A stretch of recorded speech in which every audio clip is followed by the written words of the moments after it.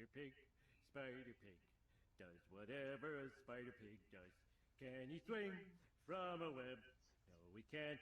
He's a pig. Look out, he is a Spider-Pig. Spider-Pig, Spider-Pig, does whatever a Spider-Pig does. Can he swing from a web? No, he can't. He's a pig. Look out, he is a Spider-Pig. Spider.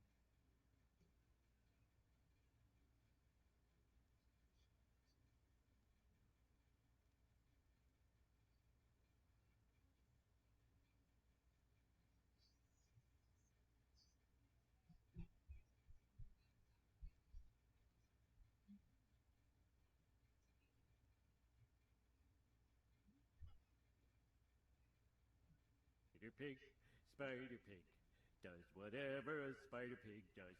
Can he swing from a web? No, he can't. He's a pig. Look out, he is a Spider-Pig. Spider-Pig, Spider-Pig, does whatever a Spider-Pig does. Can he swing from a web? No, he can't. He's a pig. Look out, he is a Spider-Pig. Spider-Pig, Spider-Pig, does whatever a Spider-Pig does. Can he swing from a web? No, he can't. He's a pig. Look out, he is a Spider-Pig. Spider-Pig, Spider-Pig, does whatever a Spider-Pig does. Can he swing from a web? No, he can't. He's a pig. Oh, he is a Spider-Pig.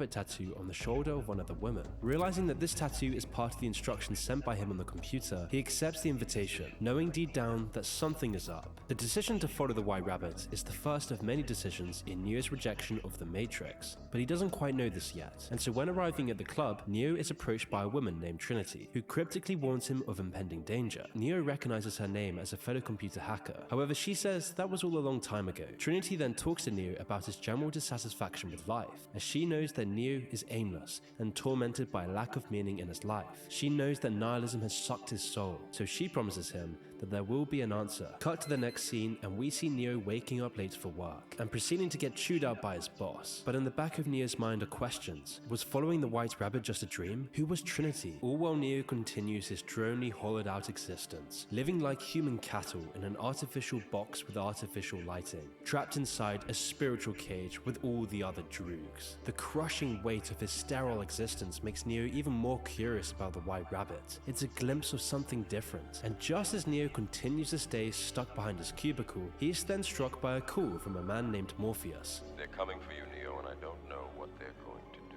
Who alerts him that the danger Trinity was telling Neo about is real, and that Neo is being followed by agents. In a tense scene, Neo briefly evades some agents who have been looking for him, but Neo's mind is the only thing holding him back, and Neo is actually successful in escaping the agents. He's finally taking that call to adventure. He's choosing to take his life into his own hands. This is the start of Neo breaking free from his cage. But then he comes up against his biggest challenge, as Morpheus tells Neo that the only way he can escape the agents is to walk across the ledge. But his programmed mind just can't overcome this obstacle. He doesn't believe in himself or his abilities. He's been programmed to be comfortable. He's never been near real danger, so his strength, his mind, and ability is hampered, causing him to refuse that call to adventure. And by refusing the call, this represents Neo refusing to tackle his fear. He knows he'll be successful if he overcomes his fear, and yet his weak, anxious mind is his biggest failure. His nihilism is what keeps him trapped in the Matrix, and so Neo fails to succeed, resulting in him being escorted to an interrogation room. At first, Neo believes that he's being prosecuted by regular government workers, but when Neo demands to be given his rights, they seal his mouth shut, as if it was done by magic. They then implant a mechanical tracking bug into his stomach, meaning that Neo will now always be tracked in the Matrix. He's an outlier, and outliers are the biggest threat to their society. And then just like that, Neo is back in his bed, again seeming like this was all just a dream. And yet somehow Neo is immediately called again by Morpheus, who gets Trinity and some other crew members to pick him up. Before Neo meets Morpheus, Trinity removes the bug that is tracking him, proving to Neo that this wasn't a dream. From here, Neo goes on to meet his mentor,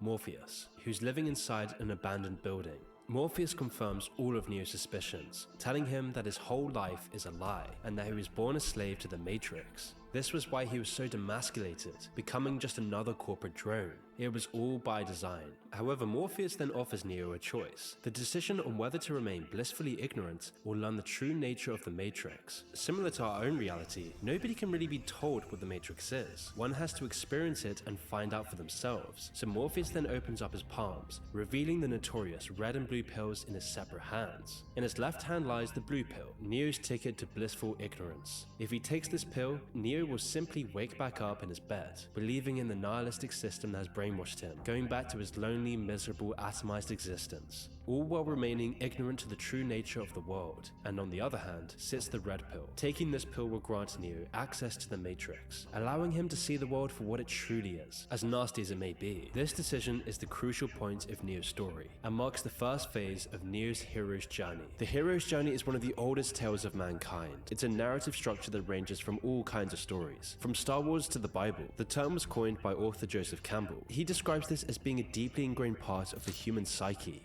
that allows humans to push through walls and do the impossible in pursuit of meaning. In the real world, the hero's journey is our path towards self-improvement and overcoming our neuroticism, anxiety, fears, and laziness. Which is why right now we're seeing this whole new wave of self-improvement, serving as a counterbalance to the nihilism that's embedded so deeply in modern society. But this isn't a modern thing. In fact, many forms of Buddhism gave a similar path to enlightenment, along with so many other religions. The hero's journey is a process that's been taken by all of mankind. It's every step out of your comfort zone that brings you further towards truth. It's every action that you take towards self-improvement, which brings you closer to unlocking meaning in your life. And it's one of the key things that the Matrix tries to show. We see this clearly when Neo takes the red pill, and the world begins to melt around him, as he soon wakes up in a nightmare situation. Upon opening his eyes in the real world, Neo almost drowns, trying to remove all the cables that are attached to him in a pod. Once he catches his breath and takes a look around, Neo sees the true reality of the world, a human factory farm. As far as the eye can see, there lies identical pods attached to enormous constructs, all of them containing other humans being harvested for their energy. When a robot suddenly sees that Neo has managed to escape his sedation, he is quickly discarded and thrown down a trash chute towards a pit filled with water. Luckily, before drowning,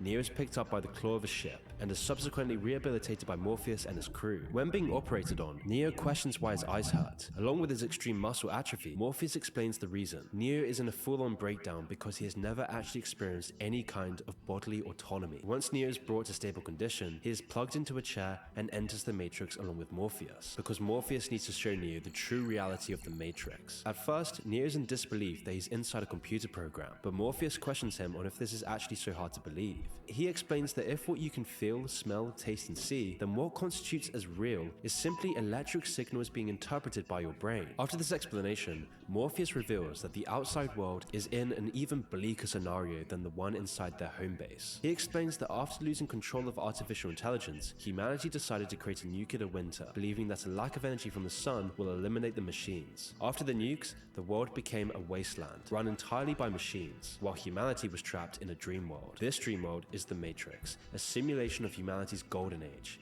It is all-encompassing and never stops for the people inside it, where they live their whole lives believing that the Matrix is real. And if this wasn't heavy enough, Morpheus then springs it onto Neo that he believes that Neo is the reincarnation of a man with the power to change anything in the Matrix. He is the One.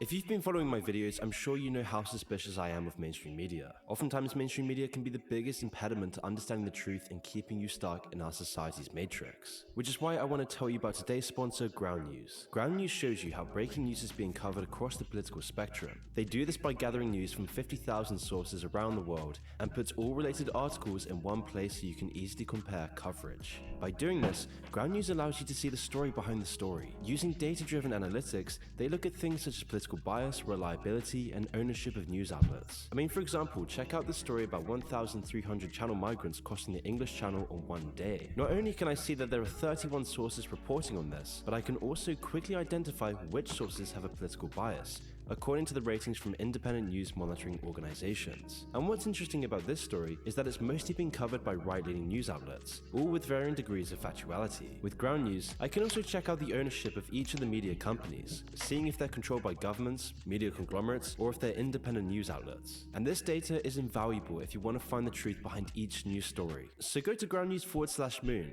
or click the link in the description below or the pinned comment to try Ground News for free, or go subscribe to them to get unlimited access and support a small team of media outsiders working to make the news more transparent.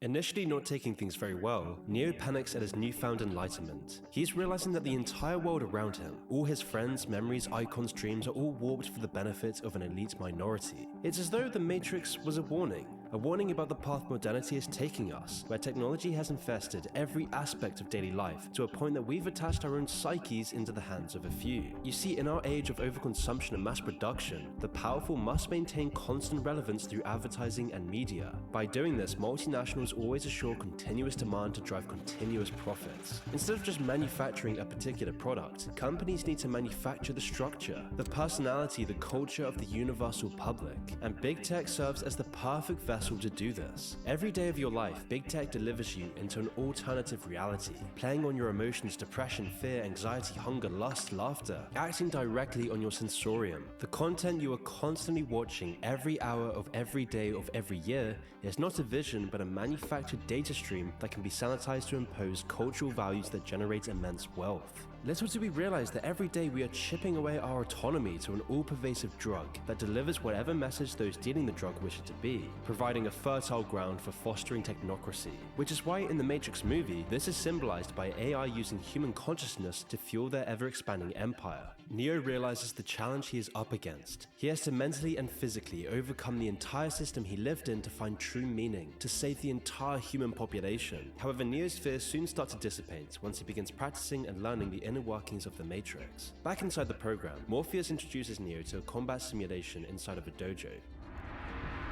This is a sparring program, similar to the programmed reality of the Matrix. It has the same basic rules like gravity. What you must learn is that these rules are no different than the rules of a computer system. Some of them can be bent, others can be broken.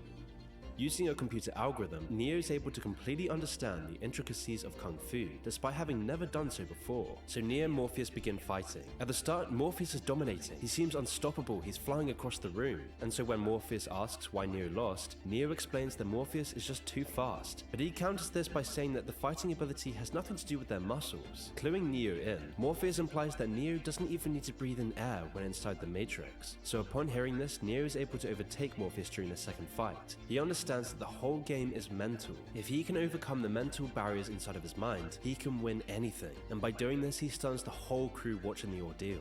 This is all part of the trials and tribulations that Campo identified in the hero's journey. It's the mental game that serves as the greatest barrier to success. This is the step that Campo describes as the training and tribulations in his work. This step happens once the hero has entered into the unknown and serves as their introduction into the new world. For Neo, this is quite literal. The skills he will need are taught to him after he first exits the Matrix and goes back inside to train with Morpheus. Neo's teachings also bring Neo closer to the truth. The more he learns about the real world and the Matrix that he lived in, the more he experiences both of them and the further he is pushed towards the truth. Afterwards, Morpheus introduces Neo to another program inside the Matrix, one that holds everything that is expected in a real city, ranging from buildings to cars and simulated people. Morpheus explains that the Matrix is their enemy, but most people are not ready to be unplugged from it, as they are too dependent on the system. While listening, Neo's eyes are caught by a striking woman in a red dress. When she gets behind Neo, the woman suddenly changes into an agent, pointing a gun at him. Morpheus then reveals that these agents are in fact sentient computer programs, fully capable of manipulating the Matrix at will. It turns out that everyone who has fought one of these agents was killed, but Morpheus, believing that Neo is the one, states that the agents will never be as strong or as fast as he can be. This dream world of the Matrix is a reflection towards fears of consumerism. You see, all these films in the late 90s were particularly concerned with this, as they saw their society become more and more focused on products and commodities. But nowadays, these fears are even more prevalent. The vessel of big tech dominates everyday life in a way that we've never seen before, where human values have been chopped up and commodified for a profit, where our opinions, our values, our culture, our thoughts are all controlled by technology that has saturated everything.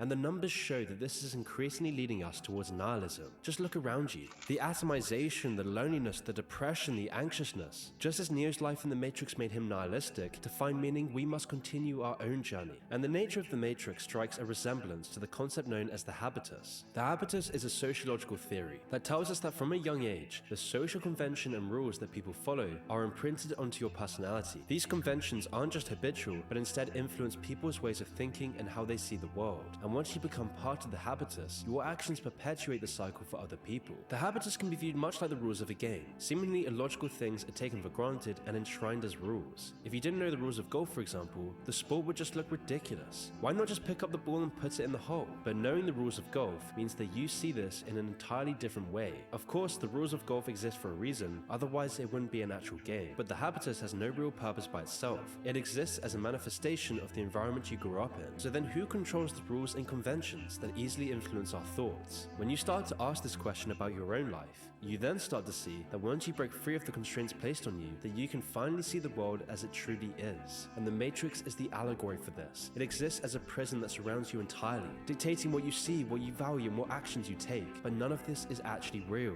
Once these conventions, once these values, once these rules are tainted too much, the cracks start to show. And in the Matrix, the cracks show when Neo breaks free. This is Neo's journey, breaking free from the constraints of falsehood. It's only through his self-improvement and search for the truth that he can finally find meaning. It's during the time of Neo's training in the Matrix that we're introduced to the character of Cypher. From the very first conversation, Cypher complains that he should have just taken that blue pill and begins questioning the credibility of Neo's journey altogether. We then transition to the reveal of Cypher's endgame while he's dining in a restaurant inside of the Matrix, being joined by Agent Smith. Willing to sell out his whole crew, Cypher requests to be put back inside the Matrix. Of course, not without benefits. In return, he wants to be a rich, famous actor who doesn't remember anything about the real world. Here, Cypher's entire character is summarized as he states the line, "Ignorance is bliss." Meanwhile, Neo, Morpheus, and some other members of the crew enter the Matrix to meet an important figure called the Oracle. Upon arrival, Neo sees a group of children who are all doing seemingly impossible things. A few are manipulating objects like bubbles and blocks using their minds, and one child even manages to bend a spoon right in front of Neo. Neo takes an interest in the child, who explains that trying to bend the spoon is impossible. One has to realize that there is no spoon. They have to use their mind to overcome impossible obstacles. Once Neo hears this, he looks at the spoon and is able to easily bend it with his mind, just before he's quickly called off to see the Oracle. This spoon bending scene is important as it establishes the way out of the Matrix. As you start to realize that everything in your life is determined by your mindset, your life really begins to change. And the change of mindset isn't only an internal change, but also an external one. The way you see the world actually changes it around you. In an abstract sense, we all create our own realities through our experiences. The world is only made up of the data